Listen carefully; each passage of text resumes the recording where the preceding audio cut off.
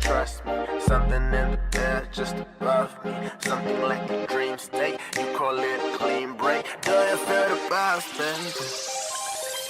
Do you feel the vibes?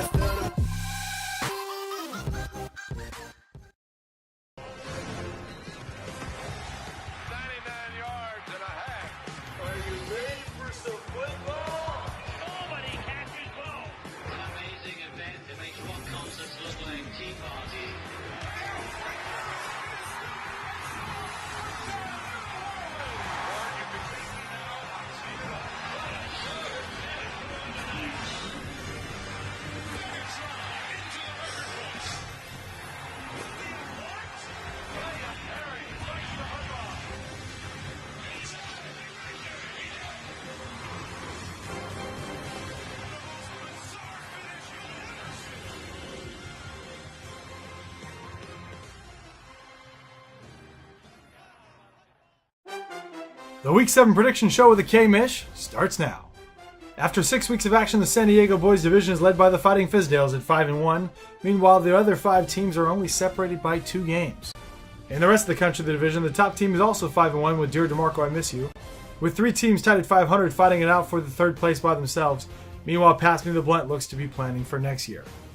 Switching up the order a little bit this week and leading with our highly anticipated Game of the Week, and what I was hoping would be a prediction decided by the majority of the league voting for either one team or the other.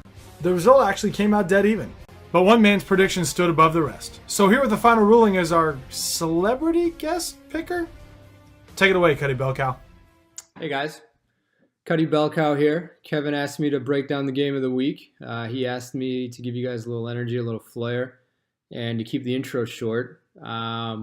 Fuck that. I mean, you guys are going to listen to me no matter what, because I'm sure Kevin's got some other shit lined up at the end of this video. I mean, game of the week, right? You're both 5-1. Whip-de fucking do. I think what this is going to come down to is Marshawn Lynch and Mason Crosby. I think Green Bay, they're going to struggle to move that ball, you know? It could be good for Crosby if he can get in field goal range. I just don't like Green Bay. I don't like Mason Crosby. I think he's going to fail Kevin. Furthermore, Marshawn Lynch, I mean, we started today. Today's been a rapid-fire day of trades. Started the morning with Marshawn Lynch being moved for Amir Abdullah and some other dudes.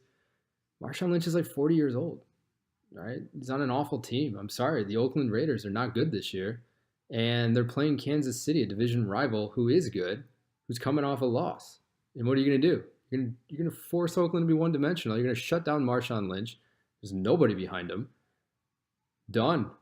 I think Marshawn and Crosby, that combination is going to fail Kevin. And I think at the end of Monday Night Football, it's going to be Kevin and Ron tied at the top of the division with the Fighting Fizdales at 6-1.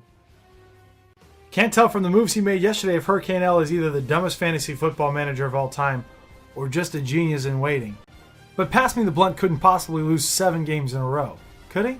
Not a very confident pick either way, but I'll take Pass Me the Blunt. Titties and Beer lost Aaron Rodgers for the season, but Adrian Peterson is finally relevant again. But Eating Cats Kicking Peaches features Kareem Hunt against the Oakland Raiders defense, who could score enough points by himself to win the game in this one. My money's on him.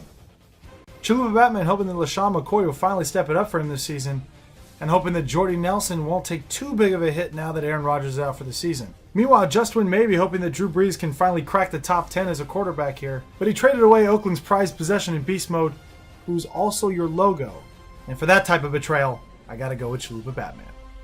Cuddy Belcow feeling good about his new look team that features Jay Ajayi and Demaryius Thomas, and scrambled a little bit till he finally settled on Brett Hundley as his starting quarterback. Meanwhile, Drake's new favorite team might be in panic mode here even though he's one game out of the playoff race. Zeke the Freak keeps evading suspension like O.J. Simpson evaded murder charges. With that in mind, I'm predicting that he plays against the Niners like it's his last game of the season, and does enough to give Drake's new favorite team the edge in this one.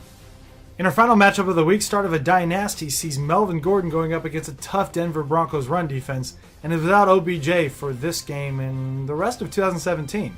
Meanwhile, the North Park Crying Jordans are still hoping for Amari Cooper and Julio Jones to finally get going this season. Will this be the week they turn it around and give Crying Jordans the win? I'm not really sure, but I'll take you. After all, you are fantasy expert advice from a non-fantasy expert. Hello, gentlemen. Brandon here with the Crying Jordans for your Week 7 MFL fantasy advice from an expert.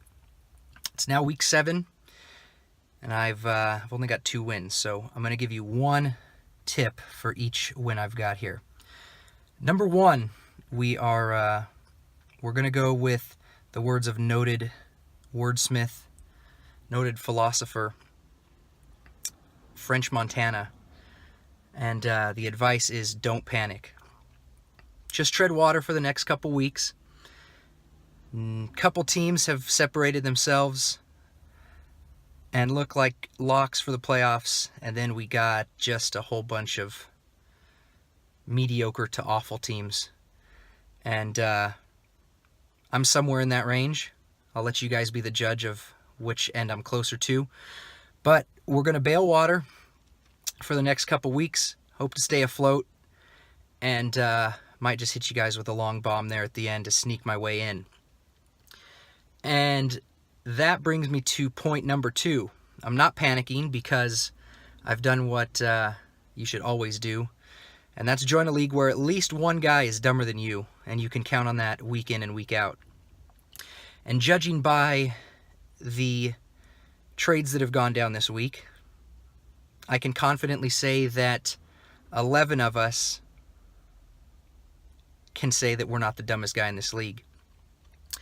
Now, if you have any second thoughts on if you're that dumb guy, it's probably you, and you probably need a long look in the mirror to reevaluate what in the hell you're doing here.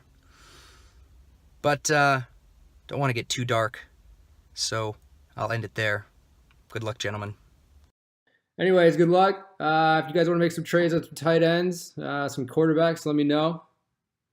Got an empty position. Got a lot of tight ends. Peace.